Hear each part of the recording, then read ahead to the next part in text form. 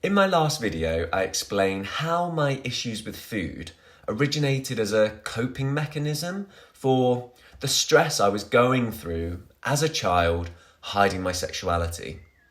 In this video, I'm going to talk about the point at which that coping mechanism manifested into an eating disorder, and specifically how an acquired obsession with perfection across all areas of my life drove that addiction forward. I've spoken already about the weight I put on growing up. Most people probably know me like this, and some find it quite hard to imagine me any other way. But when I was 16 and overweight, I discovered that starving myself and excessive exercise had psychologically the same pleasurable results as binging.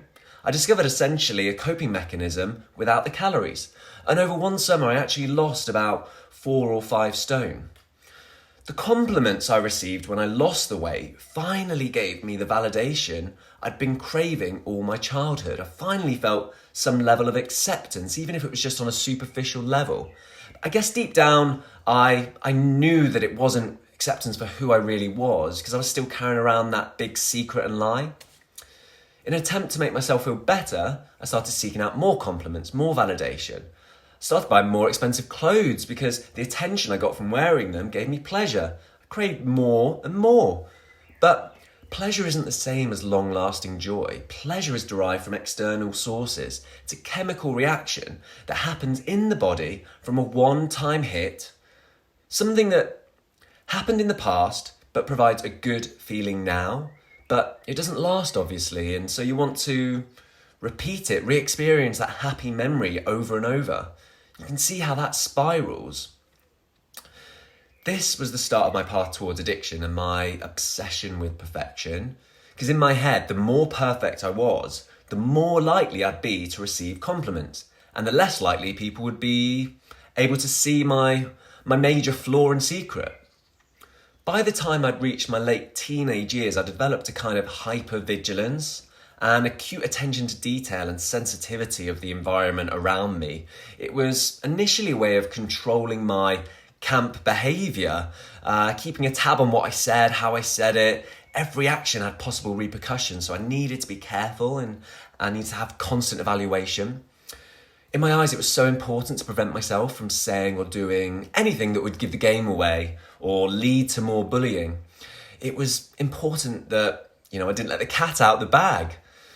That level of attention to detail and perfectionism would later play out across many areas of my life, from my personal appearance to my work and my relationships.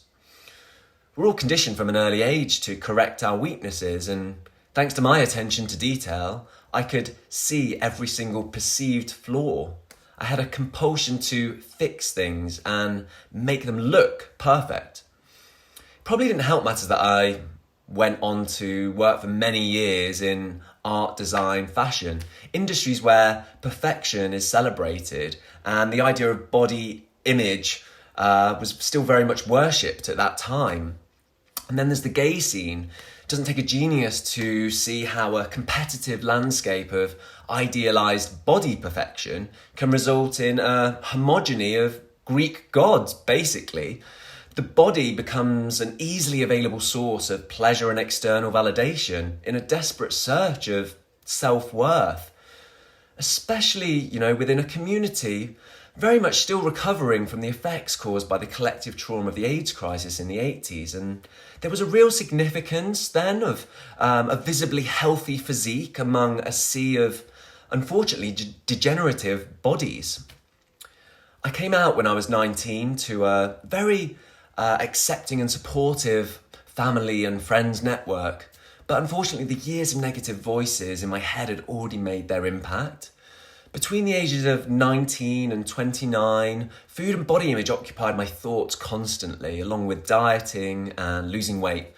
I was in a constant cycle of binging and starving, sometimes not eating for days and then consuming larger amounts in secret, after which, of course, I'd feel dreadful.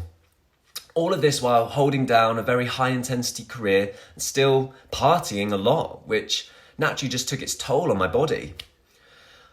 It's clear that I cared far too much what people thought of my appearance, above that even what I thought of myself. Because if I didn't value what others thought or said, then I wouldn't get any validation from it. No validation, no pleasure. And pleasure was what was satisfying my craving for love and acceptance. Without that, I felt worthless. And I wasn't going to go back to feeling worthless like I did as a child. As I've mentioned, I did finally go to my GP to start addressing these issues, but I've spent the last 5 years gaining a better understanding of myself. It's really an ongoing process though, and the idea behind me sharing this is to inspire anyone who, like me, has ever felt like nothing was ever enough, who's wanted more, someone who has got what they wanted and then asked themselves, oh, is this it? Now I need to do that? Or someone who has found themselves on a course of self-destruction, putting their own basic needs last. I'll end this video saying that for me, the first and most powerful opportunity for change came from understanding why I was behaving a certain way and bringing awareness to my actions. You don't need to film or, analyze yourself on YouTube, but perhaps write it down and get it out your head. It makes a huge difference.